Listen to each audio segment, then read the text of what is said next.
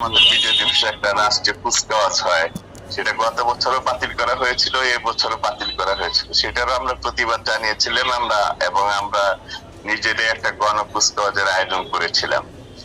আরেকটি বিষয় লক্ষণীয়, এবারে বিজয় দিবসের প্রাককালে, বিশেষ করে বুদ্ধিজীবী দিবসের যখন বুদ্ধিজীবী দিবস হয়, তখন এই স্বাধীনতা বিরোধীরা যে বক্তব্যটা উপস্থাপন করেছে, যে মুক্তিযুদ্ধের যে নতুন ন্যারেটিভটা উপস্থাপন করেছে, সেটা খুবই ন্যাক্কারজনক বিষয়।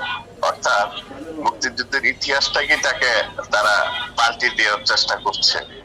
তো এবং এই বিষয়গুলি, এই সমস্ত বিষয়গুলির মধ্যে আমাদের বর্তমান সরকারেরও একটা ভূমিকা আছে, তাদেরকে প্রত্যক্ষ এবং পরোক্ষভাবে সহযোগিতা দিয়ে করে আসছে। এই বিষয়গুলি আমরা মেনে নিতে পারিনি। অর্থাৎ মানে বিষয়টা এমন যে 47 আর 24-এর মাঝখানে কোনো কিছু নাই আর কি, বাংলাদেশের কোনো ইতিহাস নাই।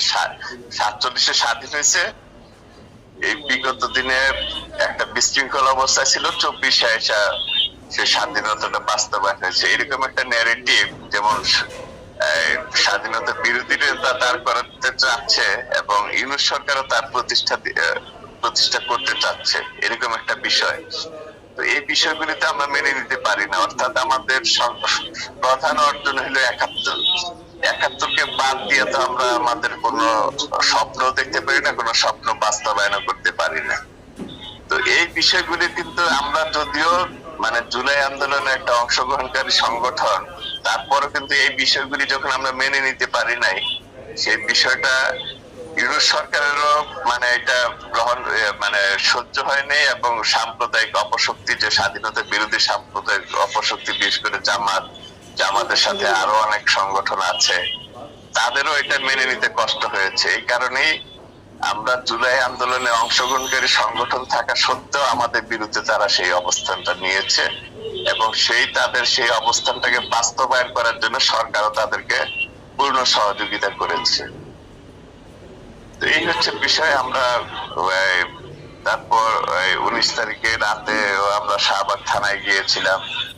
তারা বললো আমাদেরকে একটা মামলা দায়ের করার জন্য।